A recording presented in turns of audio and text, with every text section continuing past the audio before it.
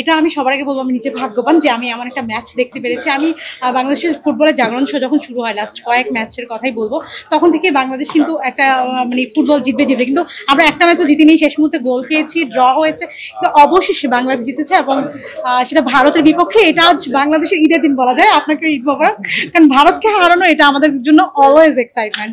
জয় কিন্তু সবসময় অনেক, তার উপরে যদি ভারতের মধ্যে একটা টিমের সাথে জয়টা হয়, এটা মানে ট্রিমেন্ডাস। মানে আমি ওয়াজ বলবো এই জন্য যে এটা সার্বজনীন এবং আমাদের স্টেডিয়ামে দেখলে বোঝা যায় যে কতটা আনন্দ আত্মহারা, এবং এটা ডিপেন্ড করাটা আসলে ফিউচারে বাংলাদেশের টিম ম্যানেজমেন্ট কি প্ল্যান করবে সেটার উপরে নির্ভর করবে। বাট আমি চাই এই মুহূর্তটা উপভোগ করার সম্ভব। ভারতের বিপক্ষে ফুটবল ক্রিকেট অনেকগুলো ম্যাচে, অনেকগুলো ফরম্যাটে, অনেকগুলো স্টেজে, মানে এইজ লেভেল হোক, উইমেন্স ক্রিকেট হোক, ওডিআই টেস্ট, অনেক রকম ইয়েতে ফুটবলে অনেকগুলো লেভেলে ভারতের সঙ্গে আমাদের লাস্ট মোমেন্ট হার্ট ব্রেকের এক্সপিরিয়েন্স আমার অনেক বেশি। মানে আমি মাঠে থেকে দেখছি, টিভিতে দেখছি, সবকিছু মিলে। বাট আজকে ফাইনালি মানে ভারতের এগেনস্টে বাংলাদেশকে টিমকে জিততে দেখলাম, এটা একটা প্রাউড মোমেন্ট। প্লাস যে একটা লাস্ট মোমেন্টে যে ক্রাঞ্চ টেনশন, যে এই মুজিব গোল কনসিড করে, যেটা আমাদের একটা হ্যাবিট হয়ে দাঁড়াচ্ছে, সেই জায়গার থেকে বেরিয়ে আসতে পারছে, এটা একটা মানে বিগ সাই অফ রিলিফ। সত্যি কথা বলতে গেলে যে আসলে 3 পয়েন্ট বা ভারতের বিপক্ষে 22 বছরের আক্ষেপ, ওটা আসলে সবকিছুকে ভুলিয়ে দেয়। যে বাস্তবতা যেটা, সেটা হচ্ছে আমরা খুব খারাপ খেলেছি। এটা কিন্তু মাথায় রাখতে হবে যে আমরা সেকেন্ড হাফে যে হার্ডলি গেট ওয়ান চান্স, সেটাও হয়নি। সো আমার কাছে মনে হয় যে ঠিক আছে, আমরা ফাইনালি হামজা সুমিতদেরকে এশিয়ান কাপের বাছাই পর্বের মঞ্চে একটা জয় এনে দিতে পারলাম। তারা জিতলো, বাংলাদেশ 1-0 গোলে জিতলো, সবই ঠিক আছে।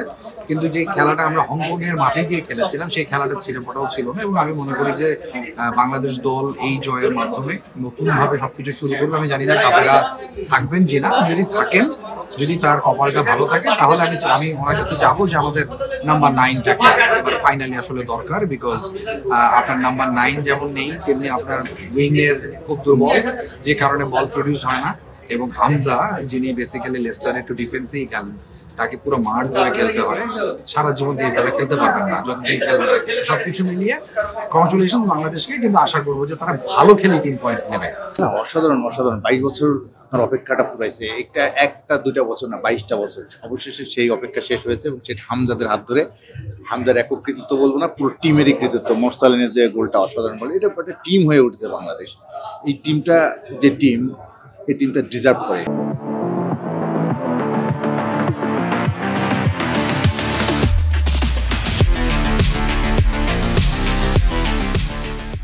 এই উইন বাংলাদেশের খুব দরকার ছিল। এটা যেন বাংলাদেশ প্রমাণ করলো যে নতুন দিনের যে গানটা গাইছে বাংলাদেশ, সামনে আরো উজ্জ্বল ভবিষ্যৎ, উজ্জ্বল সম্ভাবনা আছে এই দলটা। এই জয় সম্পর্কে আসলে ভাষায় প্রকাশ করাটা খুবই কঠিন, কারণ 2003 সালে ঠিক এই মাঠে কিন্তু ভারতের বিপক্ষে বাংলাদেশ জিতেছিল, এবং সেই জয়টা আসলো প্রায় 23 বছর 22 বছর যদি আমরা নর্মাল হিসাব করি। সব কিছু মিলিয়ে এই জয়টা যে কতটা আমাদের জন্য দরকার ছিল বা প্রয়োজন ছিল, দেশের মানুষের জন্য প্রয়োজন ছিল, ওটা বাংলাদেশ কিন্তু আজকে হেসেছে। পুরো বাংলাদেশের সব মানুষ কিন্তু আজকে এই ম্যাচটার দিকে তাকিয়েছিল এবং ভারতকে হারাবে সেই প্রত্যাশা ছিল।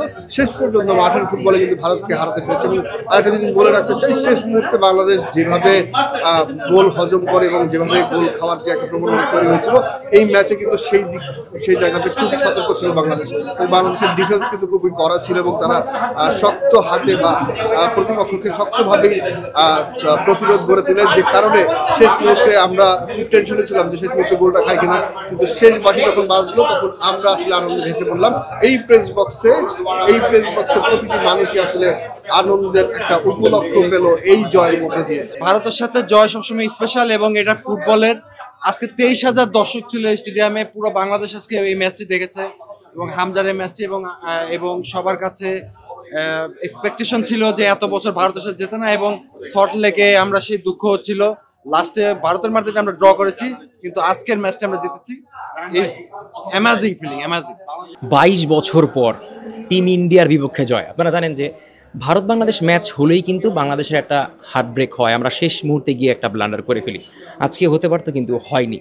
22 বছর পর, তাও আবার হামজা চৌধুরীর আগমনের পর বাংলাদেশে নতুন যেই প্রবাসী ফুটবলাররা এসছে, তাছাড়া আমাদের ফুটবলে যে গণজাগরণ হলো, এই গণজাগরণের ফলে কিন্তু আমাদের জয় দরকার ছিল। এর আগে কিন্তু এএফসি এশিয়ান কাপ বাছাই পর্বে আমরা কিন্তু জয় পাইনি, ড্র করেছি। তাই প্রথম জয়, প্রথম জেনুইন 3 পয়েন্ট আমাদের প্রবাসী ফুটবলাররা অনেক বেশি ভালো ফিল করবে। এবং সবচেয়ে বড় জিনিস আপনাদের দেখানোর চেষ্টা করেছি যে আমরা গণমাধ্যম কর্মীরা যে আসলে আপনাদের জন্য ম্যাচ কভার করে থাকি, আপনাদের তথ্য দিয়ে থাকি, বিনোদন দিয়ে থাকি। আমাদের গণমাধ্যম কর্মীদের জন্য আসলে কতটা বড় এই জয়। আপনি শুনলেন কেউ আসলে ঈদ মোবারক বলে গেছেন, কেউ জানিয়েছেন যে এটা অবশ্যই অনেক বড় প্রাপ্তি। আমার ক্ষেত্রে আসলে তার ব্যতিক্রম নয়।